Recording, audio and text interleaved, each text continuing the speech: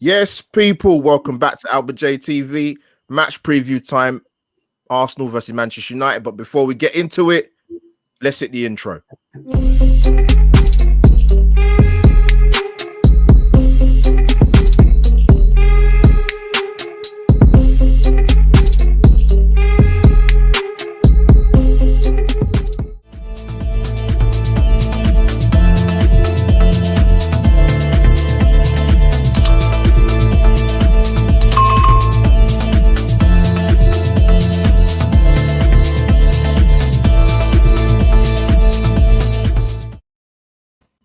Yes, people, welcome back to Albert J TV.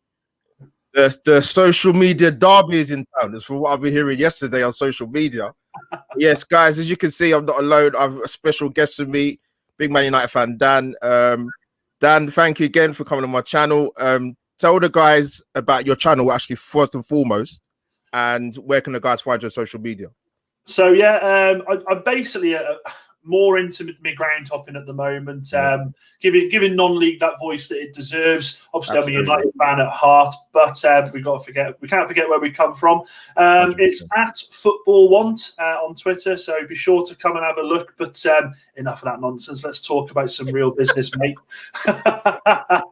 Guys, thank you, guys in the chat. Thank you for coming on. If you've just seen this, if you just arrived for the first time, smash the like button straight away. My Twitter handle is at the top of the overlay, and my Instagram, so go and follow me now and subscribe to the channel and follow Dan. But yeah, Dan, if this was a Man United Arsenal game or Arsenal Man United, whatever way you want to look at it, normally I would have said if this was a fixture between 1998 to about mid 2000 2009, I would have needed to get police protection for you to come on this channel, mate. I wouldn't have come on. Yeah, because it was. And I think that's a reflection of so before we get into it, mate, sort of go down a bit of nostalgia of this fixture. And I don't think it, before I get your opinion, I don't think it is what it was. When people talk about this being the social media derby, I probably do. It's a big game if you just think of the two clubs in isolation. But if you actually look at the last probably 10, 15 years of the Premier League, it's not a bigger game as it used to be. So what's your thoughts on that? It being called the social media derby, and what's your earliest memories or memories in recent years of this fixture? I mean, a social media derby goes. The first things I think of is the United stand DT. It's blown up from that, hasn't it? They hate each other. It's a respectful hate, but they do hate each other, and I love it. And I think it's good for social media. I really do. But as far as fixtures, being a different fixture as to what it was, I remember growing up, I'm 34 now, and it was a case of if we had Arsenal, it'd be like, oh, Christ, we've got Arsenal again this weekend. Vieira, Perez, Ljungberg always seemed to turn up against us. It was a worry. Of course, fixtures gone by that stick in my head. Probably the 8-2 will always be. Absolutely loved that. But no, mate. I tell you what, it's. I get we are fallen giants in this league at the moment. I think, aren't we? It's as simple as that. And you know what? We both have the common hatred for our owners. It's as simple as that, don't we? That's one thing we definitely share in common. Believe me.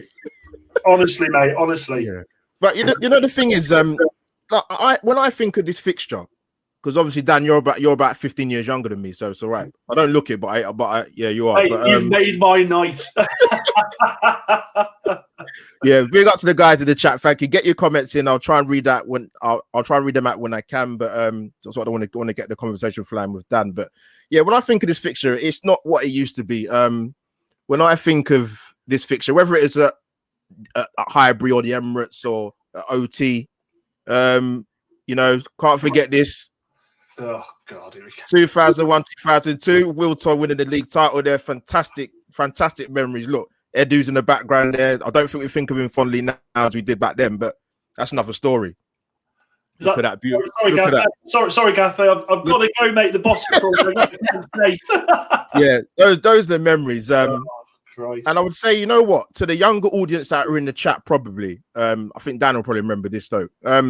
Other than the obvious battle of 2003, there we go. I hate I Like, hated Keown for that. I hated that man for that.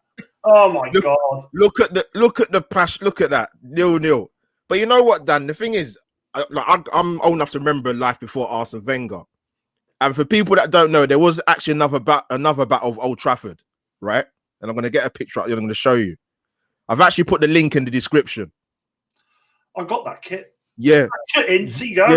Yeah. Brawl 1990, October 1990. Arsenal win 1-0. Anders Limpar scores a beautiful goal. If anybody wants to see a brawl, hit the link in the description. There was a good tear out. Nigel Winterburn smashes into Dennis Irwin. Then all hell breaks loose.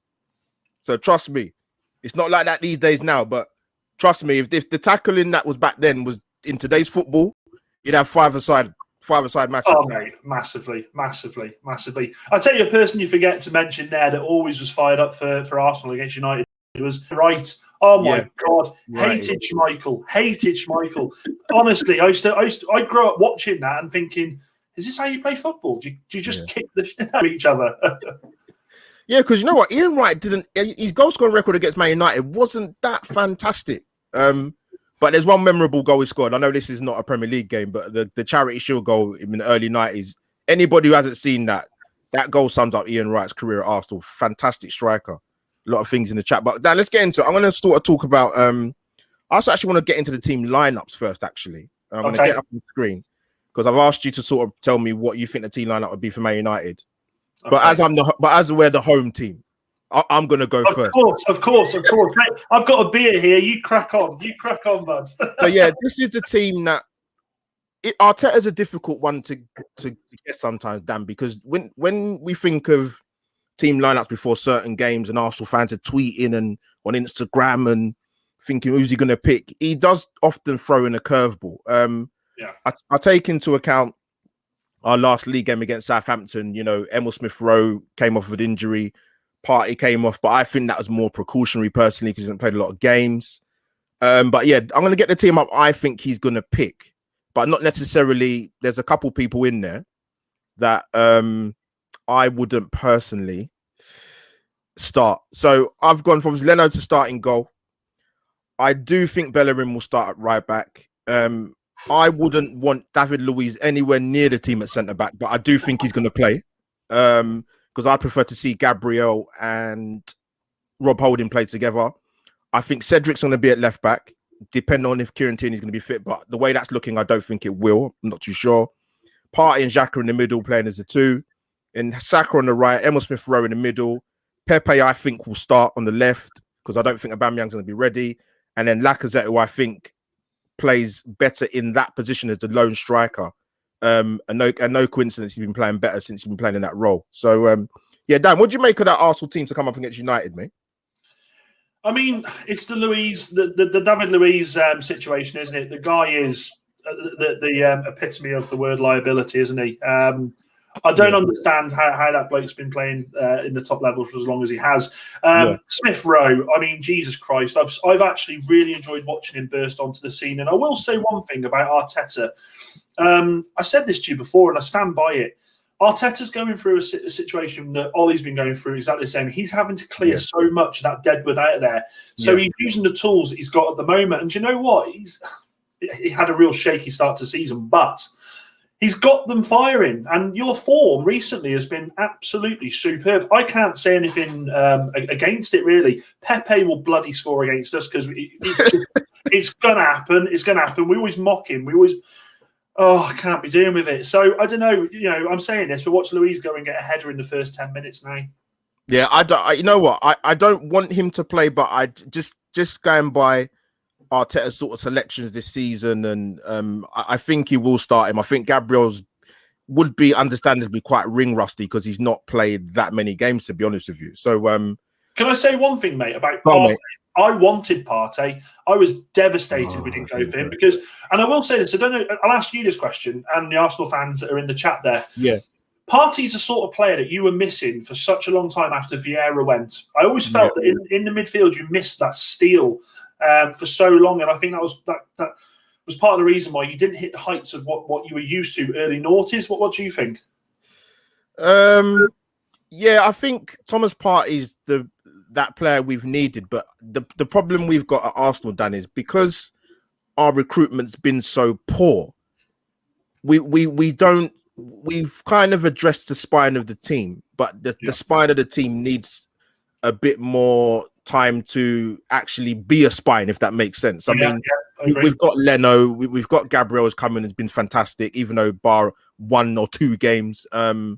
We've got Thomas Partey in the middle, and you've got obviously Emil Smith-Rowe's coming recently, and you've got Aubameyang up top. So you've got a spine, but we don't strengthen around it. That's why people with the whole Mesut Ozil thing, yes, was a fantastic player, but Fabregas, we don't get the other players around them. We don't build around them to actually sustain a sustainable challenge to go for a league title, and that's the problem. So it's one thing bringing in Thomas Partey, but what else are you going to bring around him to help him flourish in the team? I agree, mate. I tell you something though, Ozil going 350 grand a week, better off now, isn't you?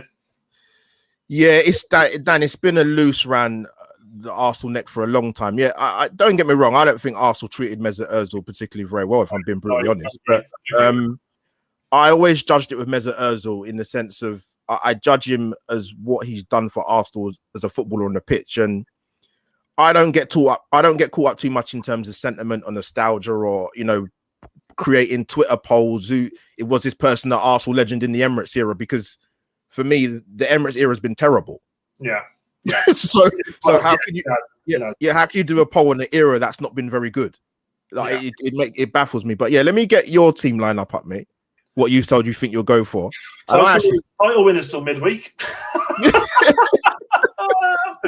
Yeah, would be honest, Dan, would you have picked this team if you'd have beat Sheffield United, or would you have made the changes anyway? Do you know what? I'd love Eric Bailey to play. I really would, but I think Ollie's just set on Lindelof and Maguire in the games that he needs to get a result from. Now, one thing I will say, Luke Shaw this season, I put it on my Facebook and I got ribbed for it, but I think he's been the best left back in the league. That's not me saying he is the best. I understand. But just he's been so good this season. It's unreal. And I think a massive part of that is because of Alex Telles coming in and having that competition. So I mean, I've got this feeling people might ask why I've put Pogba on the left of the midfield there. I don't want him anywhere near there, but I just know that's what he's going to bloody do. He can split McTominay and Fred up. He won't do it in these games. And I get the feeling it's almost like he's just trying to shoehorn, the right wing, he's trying to shoehorn Pogba in just to get him playing. Cavani, my God, Cavani's been fantastic for us. Absolutely brilliant up there. He should have started against Sheffield United, but that's my team. I feel quite confident in knowing that that'll be the first 11. The only one I probably would have a little reservation is maybe Pogba will play in the middle, but I just can't see him going without McTominay and Fred for this. Yeah, I was going to say to you, Dan. I was big up Rich Sports if he's in the chat. United fan. I was on his channel yesterday, and if I was like looking at it, I would be very surprised if Cavani doesn't start tomorrow. I'll be very, very surprised. And if Solskjaer doesn't do that, I'll be thinking like, thank you, but I'll be very surprised. I want to ask you, Dan, you see with Pogba, because I mean, you see Man United more than I ever will, but because obviously there was a phase where he would play Fernandes, but he wouldn't play Pogba. Yeah. So why has Ollie suddenly tried to shoehorn both of them in the team? What's the thinking behind that, Dan, do you think? I just think he's desperate for Pogba to stay, and I think he's just literally saying to Pogba, "Where do you want to play?" I know it sounds really embarrassing to say that as my manager of as Manchester United, but he's still not there yet. I think with handling the big players. If it was me, mate, Pogba is a fantastic player. 3 games a season. That's it. He's too inconsistent for me, and I would much rather an industrious, hard-working midfielder in there as opposed to someone who's just going to turn up when they fancy it. His agent is just a disgrace. Yeah, he is, really. Yeah. I think he'd be best served going. I'm not bothered if he stays. To be honest, I'm certainly not going to lose any sleep over it. Yeah, I mean, you know what? It's funny because I was asked yesterday, what one player would I take from the United side and put in Arsenal? And I must admit, I'm not a United fan, so I can detach myself. But I've always liked Paul Pogba. I think he's what we had with Mesut Ozil and the the debates between fans, you must have that similarly at United with Pogba, I would have thought. Yeah, there's a massive argument. You've got the Pogba brigade that absolutely adore him, and do you know what? He is.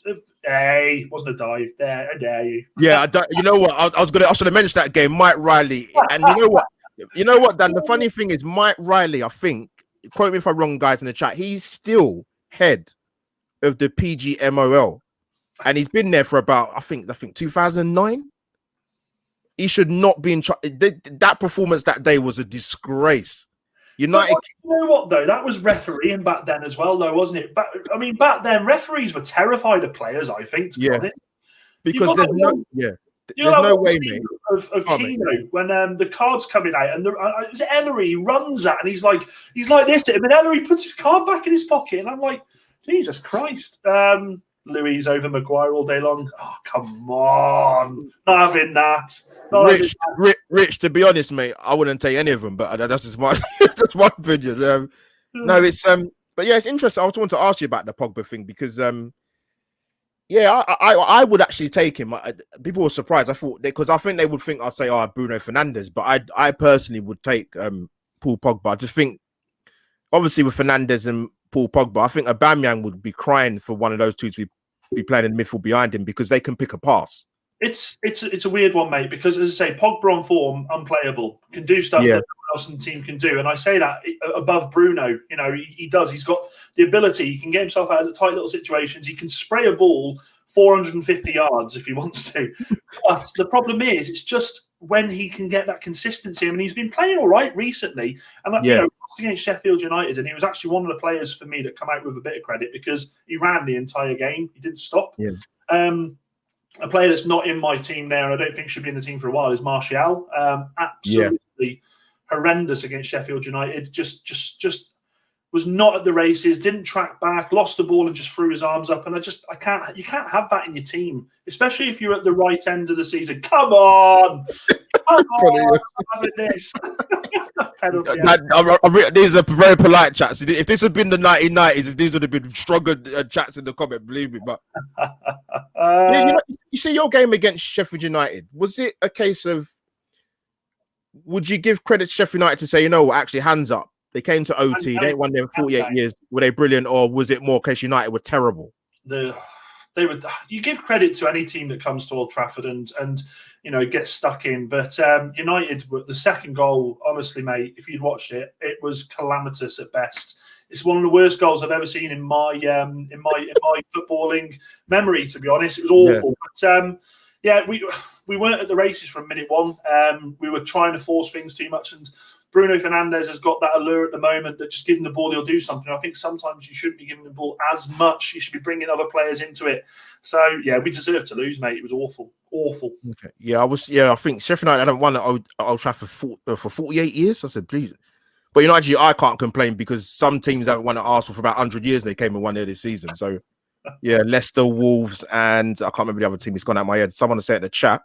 Let me go to the chat, see what any comments in there. It's like penalty United, penalties, I thought that was coming. But yeah, Dan, so I want to ask you, in terms of key battles for tomorrow, like in your opinion, where do you think the game will be won?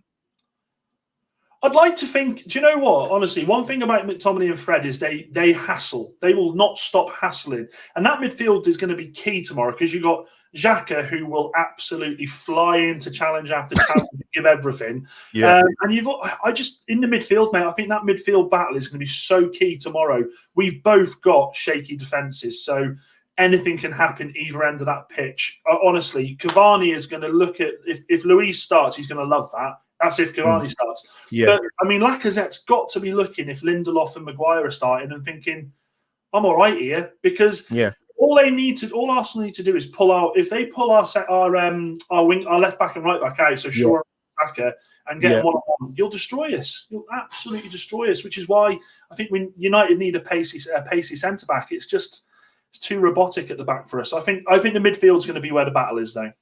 Yeah, I think it generally always is with United and Arsenal. I think the thing that concerns me is one thing I've always said with Marcus Rashford in your team, right? I've always said when I watch him play, or when I watch strikers play in particular, because one thing is I've been very critical of all the Arsenal forwards this season.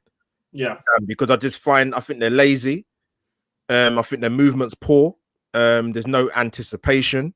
People will put that down to partly or mostly because the creating from the midfield. But even as a striker, I think to myself, yes, you got to work hard, but make a forward run, make a near post run, make a back post run, come to feet, spin off.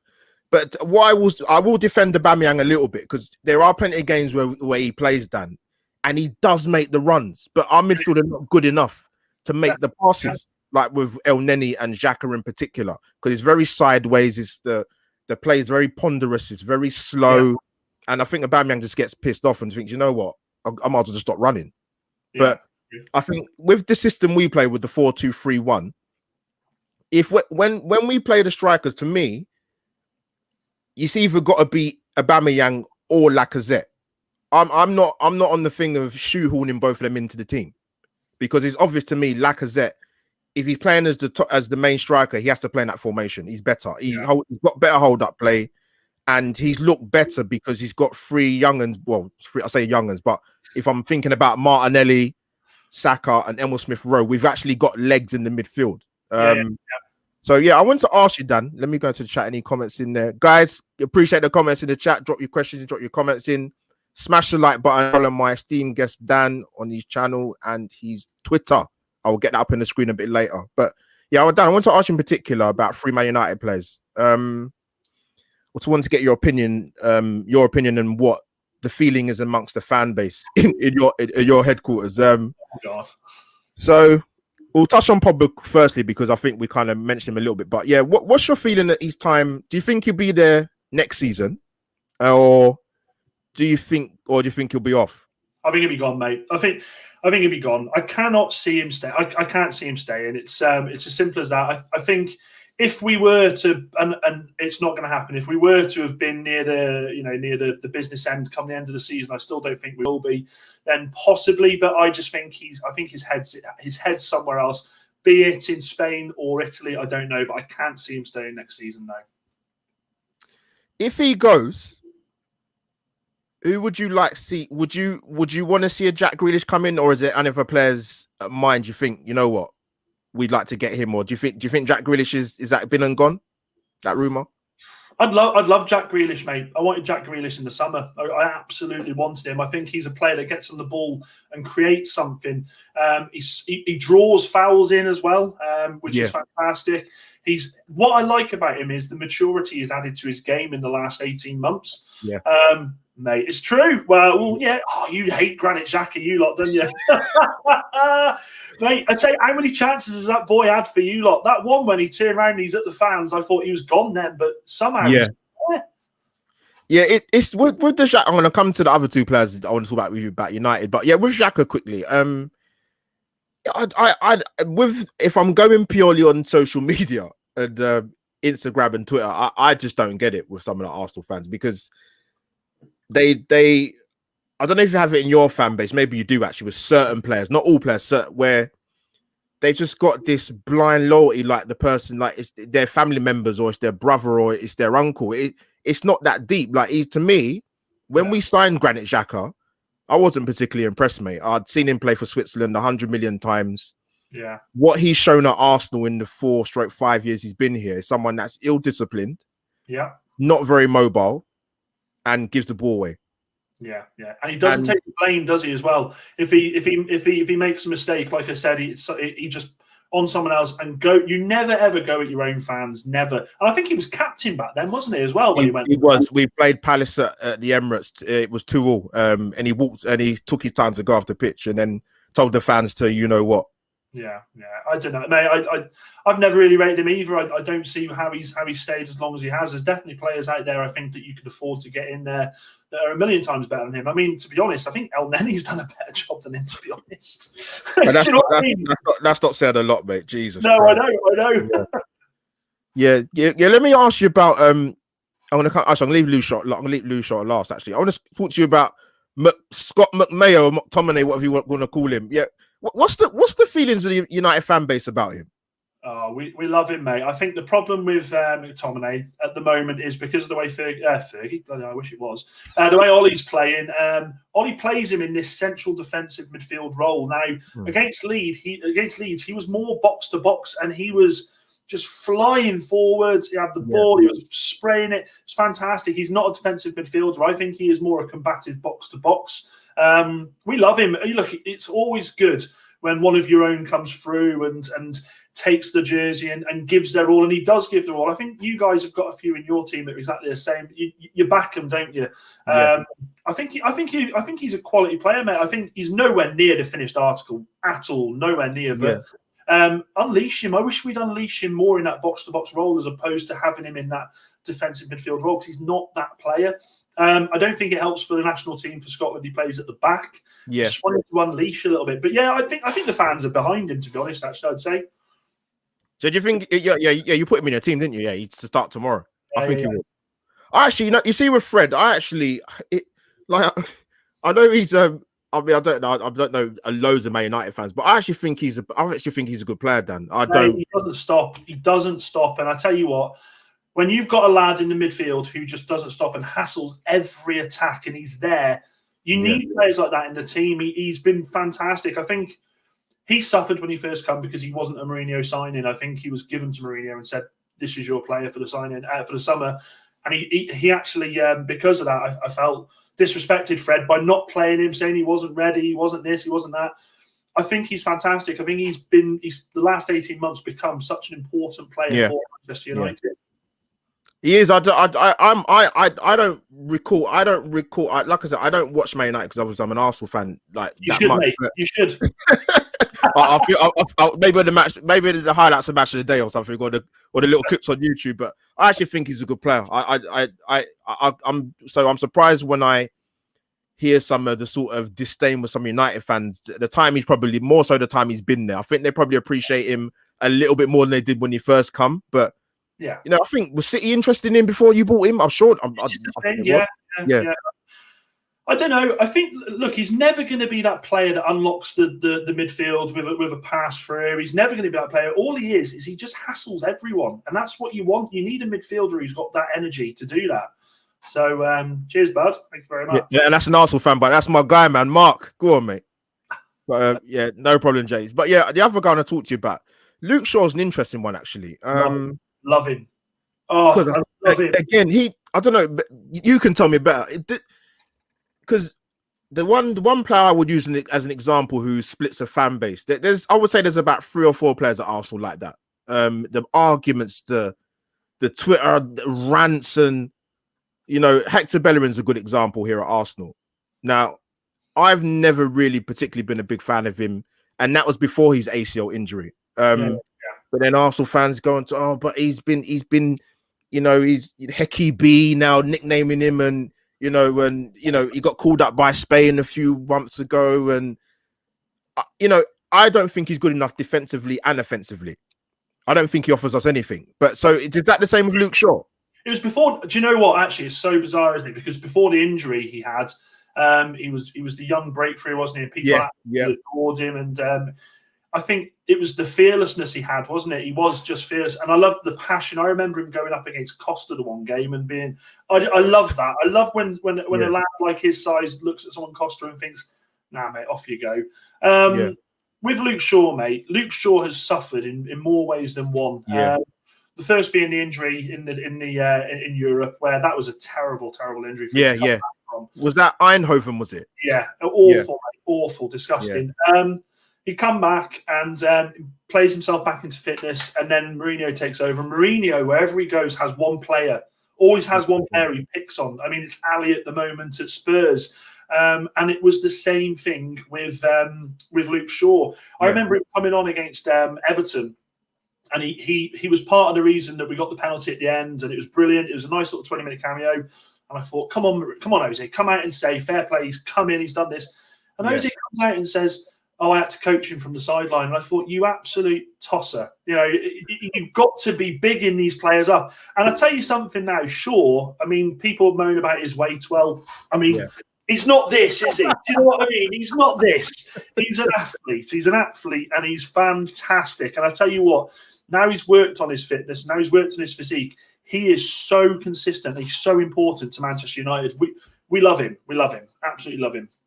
Dan, you make a good point, because I can listen. We have rivalry. Yeah, we hate Tottenham, and you know what? I'm not going to lie. I think probably United, I would definitely say when I was a bit younger, the hate was the same for Tottenham as it was for United. It's the truth. I'm not going to lie. I think it was. I think it's on par. But you make a good point with Luke Shaw, because it's not only that with Mourinho.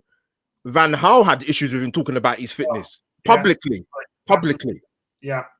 I think what else didn't help was after this come out, a coach who coached him at Southampton, one of the youth coaches, come out and said it was a nightmare to get him motivated in training. And I was like, why are these people coming out and doing this? You know, a player that's struggling with form and struggling with fitness, you need to get your arm around him. And do you know what? Ollie's been that perfect manager for him in that sense. He's played him at left centre back. He's shown trust in him for that. And do you know what? I can honestly say, since Ollie's come in, I don't think Luke Shaw's let him down at all. He's been brilliant. Now, towards the end of the season, you get used to being left back. That's your position. You've got a young lad in Williams who, let's be honest, Williams isn't going to be United's future left back. Not a chance. He's not. Okay, wow. Okay. But there's that sense when Tellez come in, it's like, oh my God, we've got Tellez coming in, this guy from Porto, brilliant dead ball, his assists, fantastic. Well, as soon as he comes in, Shaw, you see him now, he's up the pitch, he's crossing in, he's got assists.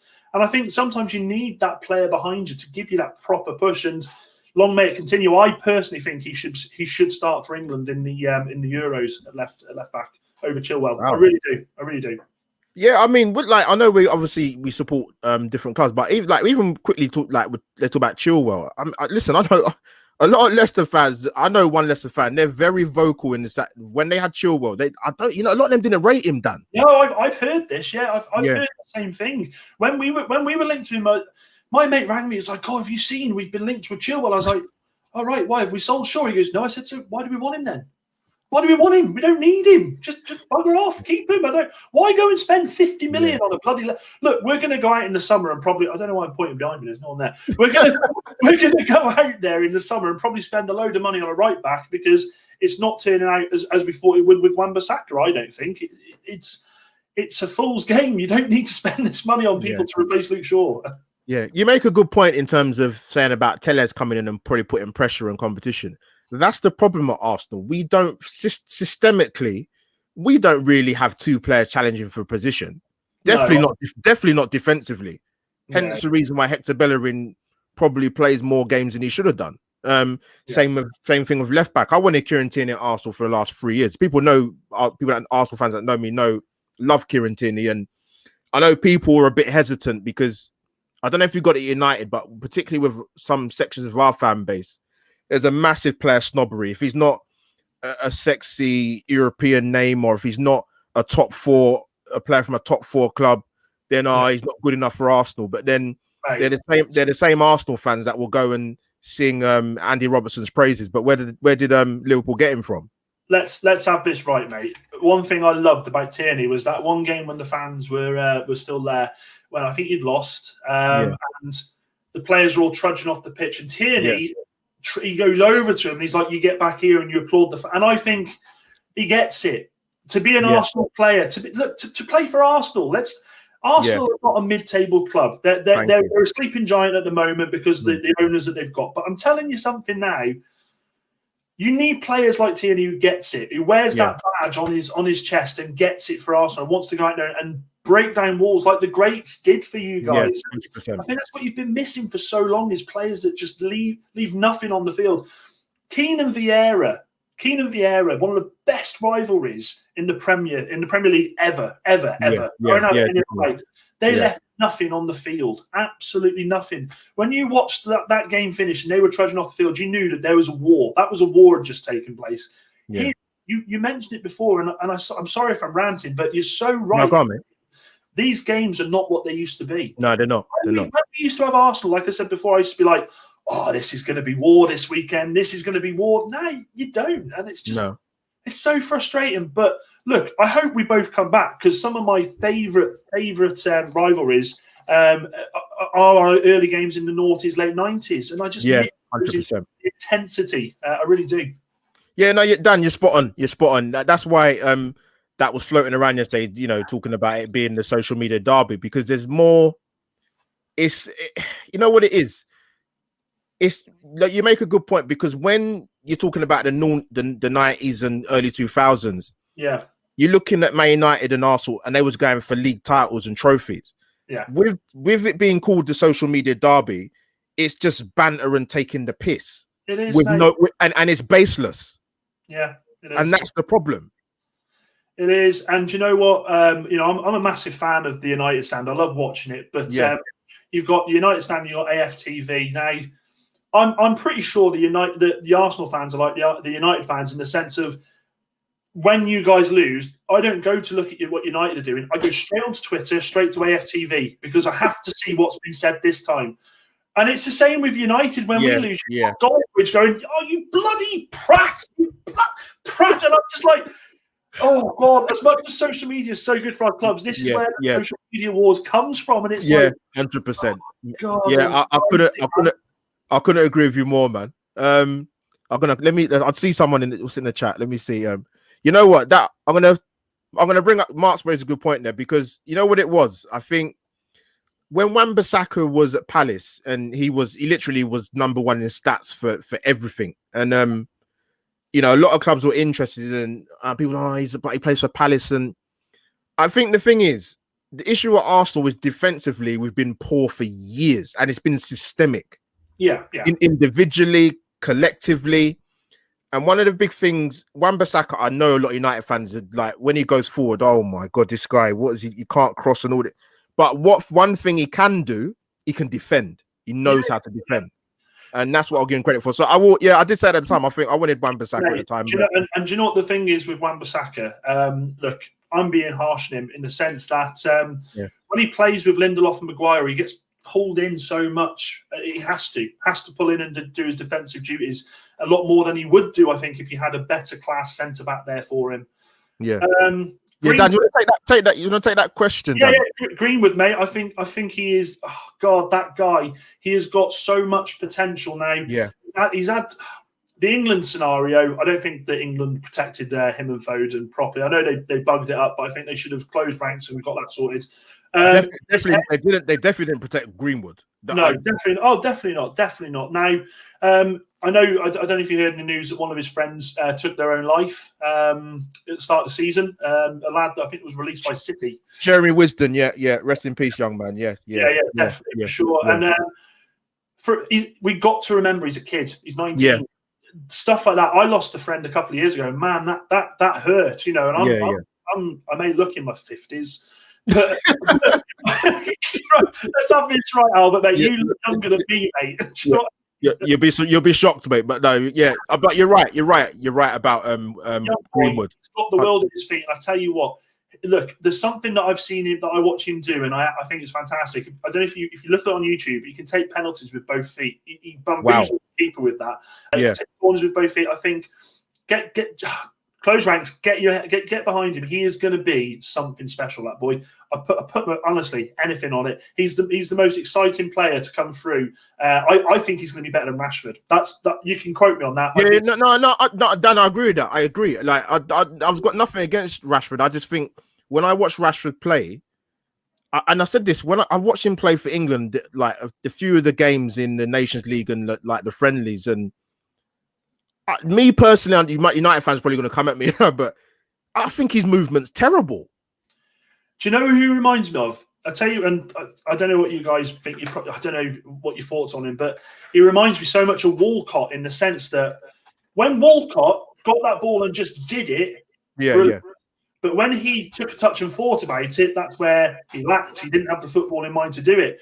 Rashford sometimes can do something. You think, oh my God, he's just done a madness, absolutely blitzed it. And then he'll do, like against Sheffield United on midweek. You watch him, you think, what the hell are you doing? What are you doing? I don't get it. He hit that free kick against Chelsea years ago, absolute into the top corner. every time we get a free kick, everyone's like, "Oh, you got to take it." And I'm like, "You hit that free kick nearly 2 years ago, guys. Let's calm down. Let's leave it out." Like, yeah, with Greenwood, I agree with you, and I think his finishing is insane. That goal he scored away to West Ham, the first touch and the finish. Yeah, when people say he's the best finisher, I'm like, you know what? Let me see him play a bit more. And that goal just had me. I was like, no, this guy is serious, man. This guy's a serious talent. Finishes like an old United legend, Mr. Robin van Persie. I didn't try to get that in. I didn't try to get that in. Don't get the guys in the chat. Listen, if you want to go free reign on Dad, you got license to do it now. Go on. He's throw one in there, man. He's throwing one in there. Honestly, right, I'm not going to say too much about Van Persie because look, if it's the other way around, I would be livid as a fan. But doesn't that show what's wrong with your club? Letting a player like that go to a rival like they did. Do you know what I mean? They just never learn these boards. Yeah, it's mate. Like I said, it's just this some of the movements Arsenal have made off the pitch. I'm going to sort of talk about is just it does make you scratch your head, and it's going to take. There's going to be a lot more pain on this journey for Arsenal, man. Arsenal fans, to be honest, like at the start of the season, Dan. All right, let me ask you a question. Like, you're not an Arsenal fan, so where did you think Arsenal would finish this season? Mate, I'm going to be. Please don't. Yeah, no, go on. No, I like to hear from other fans. No, I do honestly. I thought seventh, mate. Seventh at a push. Seventh, maybe sixth. Yeah. I was. Do you know? For me, the biggest letdown I felt was for Martinez. I thought the guy come in last season did such a good job, and you know, to get told at the start of the season, no, we're going with Leno. It's a big call. Look, as a manager, you've got to make that big call. Of course you have. You can't do what Ollie bloody does and says, right, I'm going to play Henderson for one game against Sheffield. You can't do that. So fair play to him. But seventh, I said seventh to my mate who's an Arsenal fan. I couldn't see anything else. But it's a different season now, isn't it? We don't. Anything can happen, mate. If you keep this run going, you win another 3 or 4 games, you're in the business end. Simple as that. Yeah. If we're 10 points behind you, you're only a point off the top. We won't get any closer than that now this season. We won't. You know what? I see what some of these United fans are doing. Right, I look at certain social media channels. So guys in the chat, you know what I'm talking about. Ryan, if you're in the chat. Kesh, if you're around, you know what I'm talking about. Right. Oh, United. Albert. Man United's form is like me at the start of January, mate. Right? At the start of January, I'm like, right, do you know what? I'm losing this belly. I'm going to lose weight. I'm going to put everything. And my form's good for the first couple of weeks. I'm brilliant. I'm eating salad after salad. This beer isn't there. There's no wine. And then do you know what happens? One of the girls in admin comes in with a donut and goes, do you want one? And it's a moment of weakness. I go, oh, yeah, right. And bang, I'm off the wagon, and I'm not getting back in on the wagon. And that's what happens with United. We absolutely dominate in spells. 2 months were fantastic. We're getting results here, there, everywhere. And then the wheels come off. And when they come off, mate, call the AA, because we're not getting back on that road, mate. And I'm telling you now, I don't mind even saying this, mate. And you can banter me for this, lads, and anyone that watching, but United ain't winning at the weekend. I'm telling you now. We're not winning. Arsenal fans in the chat, any Arsenal fans that will watch this on the rerun, do not fall for it. Don't fall for it. I know what some of these United fans are trying to do, Dan. They're going, United. You know what? We haven't been that good at the Emirates in recent years. I reckon it's 60-40 in favour of Arsenal. Arsenal are the form team. Listen, I know what these guys are doing, man. I've seen it. I'm too smart to fall for that. Arsenal fans in the chat, don't fall for this rubbish. Trust me. About me in January, I've just done a bit of movement. Look how red I've gone. That's the donut, mate. I'm telling you. Yes, Arsenal fans, do not fall for this nonsense. Trust me. I'm too experienced for it, Dad. I'm not smart enough for reverse psychology. Look at me. I do my stuff from my wife's makeup room. I've not got the brains for that, lads. I'm telling you. God. No, but no, you know what? I don't think you are, but I trust me. With some certain United fans, they know exactly what they've been doing the last 48 hours. They know what they're doing. Arsenal fans, if you're clever enough, don't fall for the rubbish, because you know what it is, Dan. A lot of United fans, I'm saying, the last 2-3 years coming to the Emirates have been very, very, very confident. So they thought, you know what, we're going to go down a different route this year. Well, you know what? We lost to Sheffield United. That's done us a bit of a favour. We're going to say, you know what, we're not on it. Arsenal were in form. I know exactly how this works. Trust me. I know how it works. They think they're clever. Albert, mate, I'm telling you now, I'll have a cheeky bloody £5 bet with you, and I'll pay it to whatever charity you want. I'm telling you now, United are not winning at the weekend. It's not happening. Yeah, there you go. Look, Ryan. Go on, Ryan. You tell him, mate. Go on, tell him. Ryan knows, man. He knows. Yeah, exactly. Spot on. 100%. 100%. They know. 100 quid. Ross, I'm gonna give you my. I'm gonna text you my sort code and account number, mate. I'll put it in there, mate. But yeah, Dan. In terms of the game tomorrow, yeah. I want to ask you about one Arsenal player in particular. Actually, okay. Let me get his beautiful face up on the screen. Arsenal fans absolutely love this guy at the moment. What do you make of Bukayo Saka? Quality, mate. Quality. Love the engine on him as well. Absolutely love the engine. Do you know what? When they give him the number 7 shirt, he has got the number 7, hasn't he? Yes, that's correct. Yeah. I remember looking at it thinking, bloody, that's a bit cool. But yeah, absolutely I love the intensity in his game as well. You can see he's a bit of a perfectionist as well, which I think for such a young lad's fantastic. Absolutely fantastic. Yeah, I think, you know what? With Bukayo Saka, I know there's no Arsenal fan in the universe that doesn't love this guy. I've seen even Arsenal fans who are going to be dads are thinking about naming their child Bukayo because they love him so much. Now, you know what it is. You know what it is with him, Dan, that we love. That I love. I'm going to say people will probably agree with me. He's got a footballing brain. He's got football IQ. It's about making the right decisions at the right time, which is what Nicolas Pepe doesn't do, and what Willian hasn't done this season.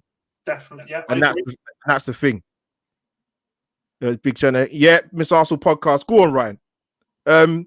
You know what it is, Dan? I would say the one player. If I'm looking at players tomorrow that I fear for United, I just think just your front four, and I think Oli would be nuts, like I said, not to start Cavani. To me, it makes sense. Martial's got all the ability in the world. I generally do believe that. Yeah. But I think when he first come to United, I thought, you know what, I'll take this guy in a heartbeat. But what I've seen this season, I don't know what's happened to him. It's just, is it attitude? Right, I tell you something that I had an argument with someone about him, and I said he was lazy, and they said you can't say he's lazy. That's not fair. He's an athlete. He's this. He's that. In the week when he had that game against Sheffield United, mate, I was stood there and I watched Cavani come on after like 65th minute, I think it was. Cavani ran 5 times as much as he did in that time he was on in the whole game. I don't know what it is with Martial. I mean, if it was me, I'd get to the end of the season and I'd have a serious think. Do you know what? If we can get a good sort of 50 million for him, 40, 50 million for him, I'd be happy to do that and bring someone like Grealish in. I really would on that left wing. I absolutely would. It's a tough one. Look, Cavani come in. Martial was the boy up top last year, but it goes with what I always say. These players who have good seasons, they normally have good seasons when we're not having the best of seasons and they're the best of a bad bunch. And I felt last season he had a decent season, but I don't think he's the man who's going to score bucket loads consistently every year for us. Yeah. You know, with Cavani, I know people was kind of, again, the whole social media thing, Dan, he's 34, 35. When you, as like I said, I played football when I played football. So I kind of, like I said, I pay attention to strikers. I was a pacey winger, mate. I believe what Jesper Blomqvist was it? Got on Jesper back in the day. You know what it is with Cavani, Dan. His movement is different. God. Honestly, right? I love him that much.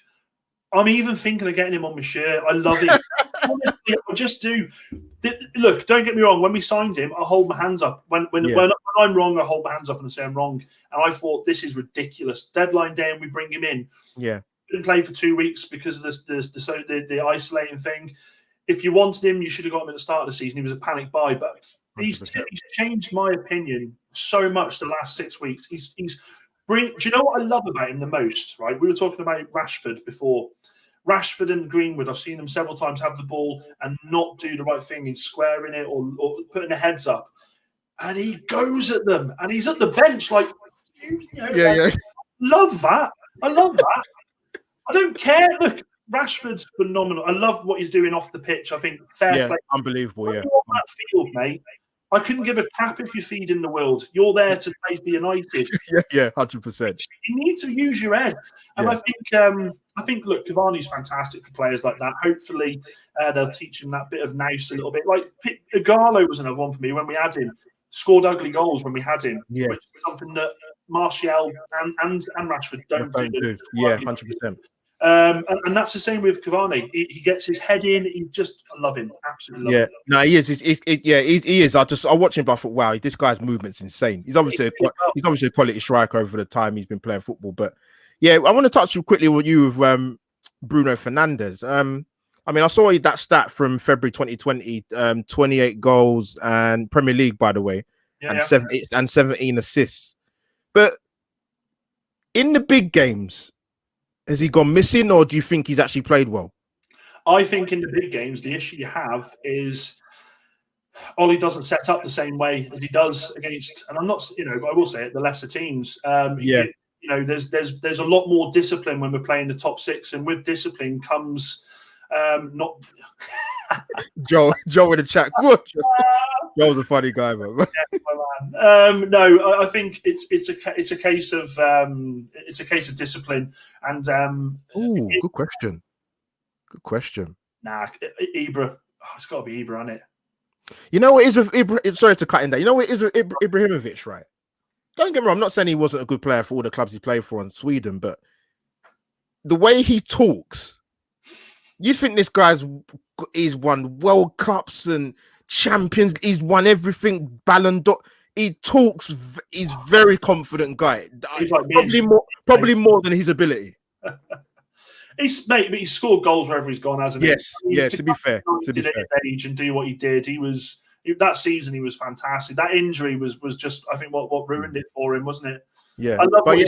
Sorry, mate. With Bruno, sorry, before I cut in. Sorry. Oh no, with Bruno, it's discipline. I think when we set up against the top six, the discipline in the side restricts what Bruno can do. But one thing I will say about him, and I'll probably get bantered for this as well, but he reminds me so much. Not playing style. I don't think he's anything like the player like Ronaldo. But what I mean is, like that, he can do something. He can change a game.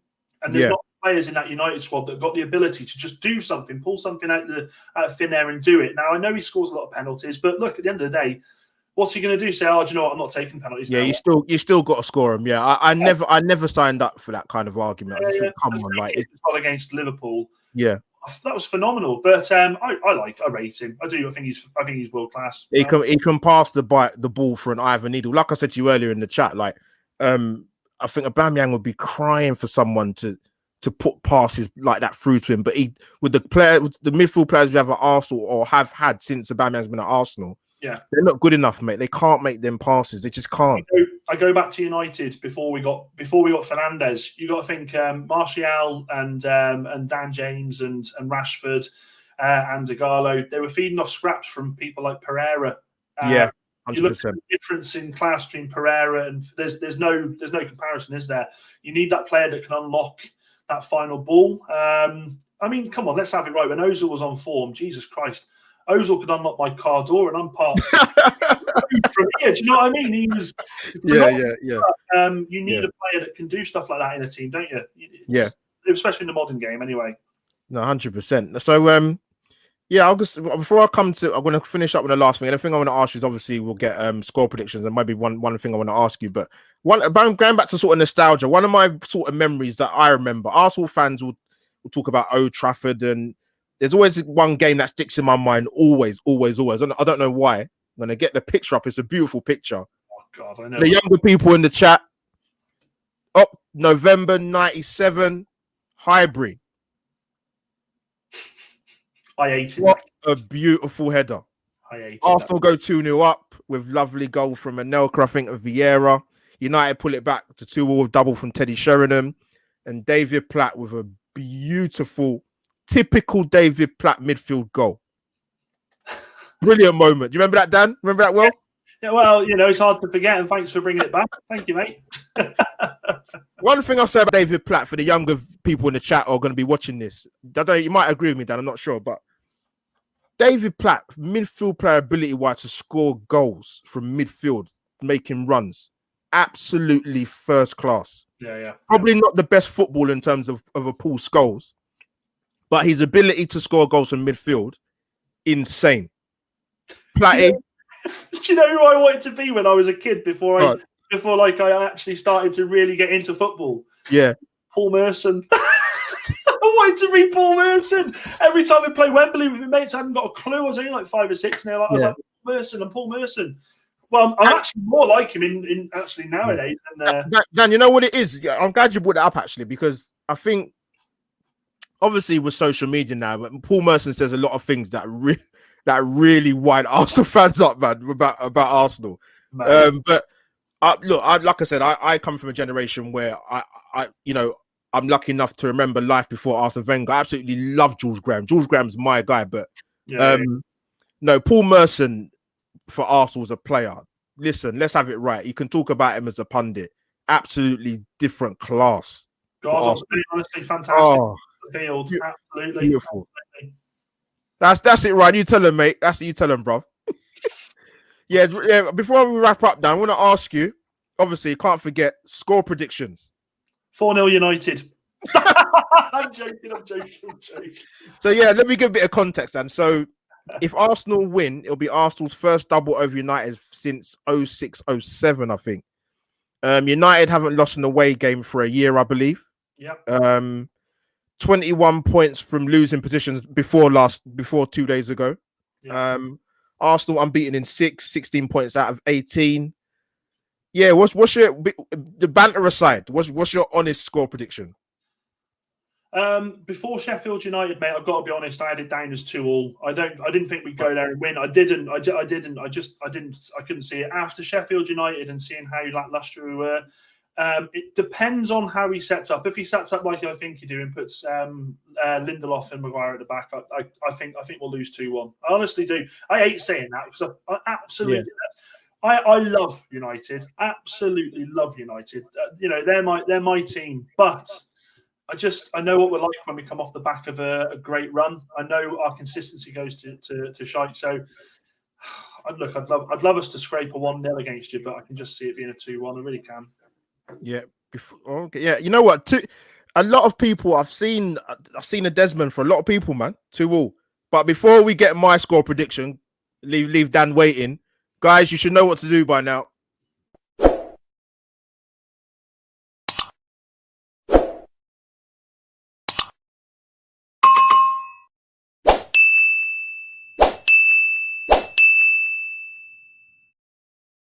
And there you have it. And obviously follow my guy, Dan, even though he's a rival fan. Love Dan to pieces. So you can follow him, check out his channel.